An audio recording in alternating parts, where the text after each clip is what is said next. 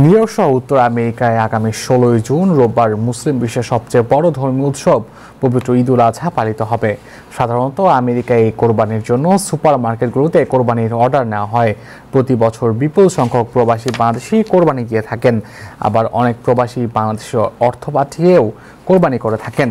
বাংলাদেশে সাধারণত কোরবানি দেওয়া হয় রাস্তার উপর অথবা বাড়ির উঠানে বা খোলা মাঠে, আর আমেরিকায় সরকার নির্ধারিত জায়গায় কোরবানি দিতে হয় এবং কোরবানি দেবার পরে কোরবানিকৃত জায়গার সাথে সাথে পরিষ্কার এবং দুর্গন্ধমুক্ত করা হয়। এদিকে নিউ ইয়র্কের গ্রোসারিগুলোতে কোরবানির অর্ডার নেওয়া হচ্ছে, ফলে ভিড় পরিলক্ষিত হচ্ছে প্রায় সবগুলো গ্রোসারিতেই।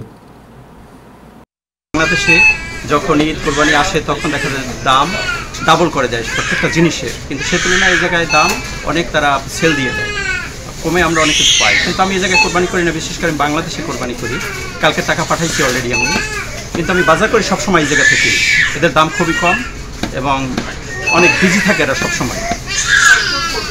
আচ্ছা, আর এই দেশে যে কোরবানি দেওয়ার যে সিস্টেমটা আমরা যেটা দেখি, এটাকে আপনি কিভাবে দেখেন? আসলে আমি এই জায়গায় থাকি প্রায় 20 বছর যাবত, কিন্তু এই জায়গায় আমি কখনো কোরবানি দিই না।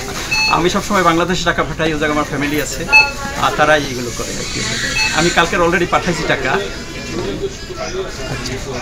এই জায়গায় আমার অনেক আত্মীয় স্বজন আছে, তারা দেয় এই জায়গায়, কিন্তু আমি বিশেষ করে আমি দেই না। আচ্ছা, তাহলে আত্মীয় স্বজনের বাসায় কি আপনি কোরবানির সময় যান নাকি? আমার যাওয়া হয় না, ওরা মাংস পাঠায়, কোরবানির মাংস পাঠায়, এই জায়গায় ওরা দেয়। সবাই খুব ব্যস্ত আসলে, না? ব্যস্ত আসলে, কাজ নিয়ে সবাই ব্যস্ত। বাংলাদেশের মতো না যে 5 দিন 7 দিন ছুটি পাওয়া যায়, তা পাওয়া যায় না। এবং কোরবানির দিনও ছুটি পাওয়া যায় না, অনেক সময় দেখা যায় ঈদের দিন ছুটি পাওয়া যায় না।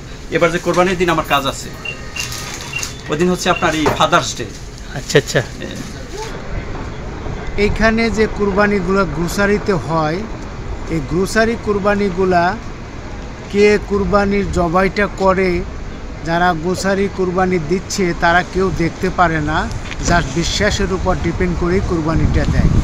সেখানে তাছাড়া বাংলাদেশে এবং আমেরিকাতে ডিফারেন্স হলো, আমেরিকাতে কোনো গরিবকে মাংস দেওয়ার কোনো সুযোগ নাই। এখানে সবাই হাই ক্লাসের লোক, সবাই ধনী লোকই আমরা বলি। আর বাংলাদেশে কুরবানি দিলে গরিব লোকদের দেওয়ার সুযোগ আছে। আমি এখানে কুরবানি দিয়েছি ফার্মে। আমরা যে ফার্মে কুরবানি দেই, ওই ফার্মে কুরবানি দিতে পারি, আমরা নিজেরা জবাই করে দিতে পারি যদি ফার্মে যায় দেওয়া হয়।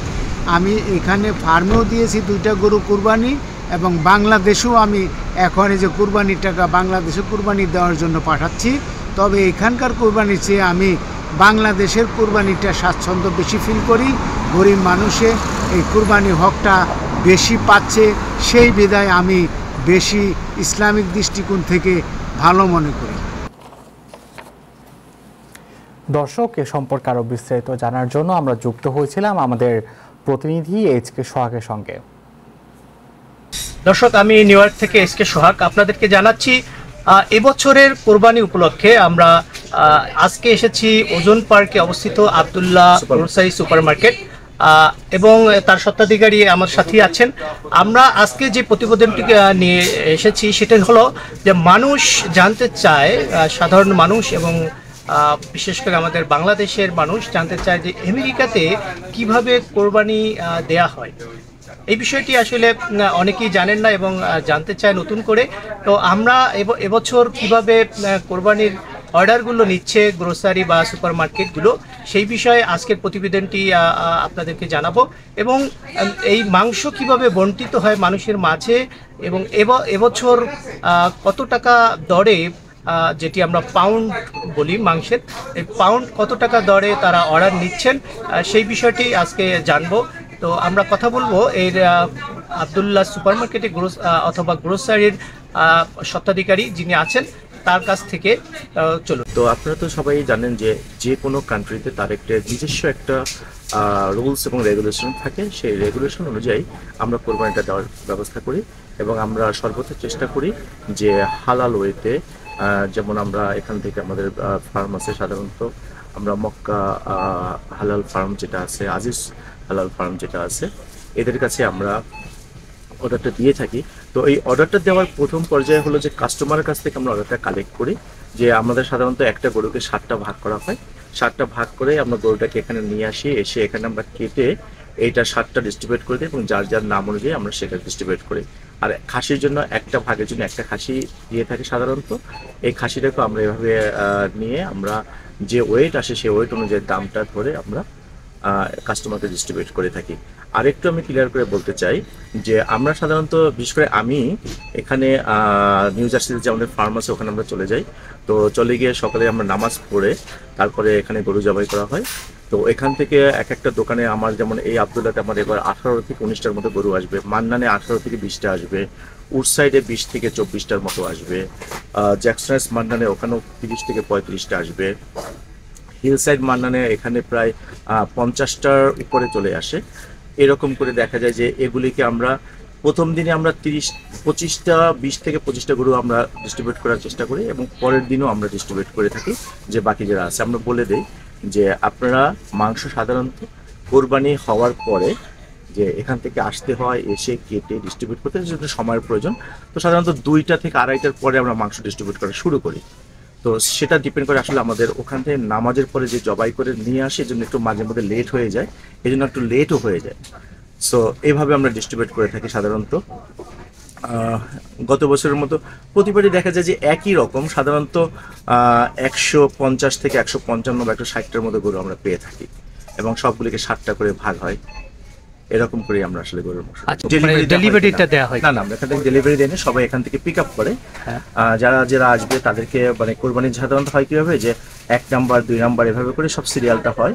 যার গরুটা আগে হয় তখন আমাদের যে টিম থাকে সেই টিম ফোন দেয় যে আপনার গরুটা রেডি হবে, উইদিন 30 মিনিটসের মধ্যে আপনি আসুন, আপনি পিক আপ করে নিয়ে চলে যান। এরপর যদি কেউ অনেক সময় দেখা যায় কেউ দূরে থাকে বা আসতে পারে তখন সেটাকে আমরা ফ্রিজ আপ করে রাখি যে ঠিক আছে আপনি এসে ওনার নাম এবং ফোন নাম্বার যেটা আছে এটা দিয়ে উনি আবার এখান থেকে নিয়ে চলে যাচ্ছে।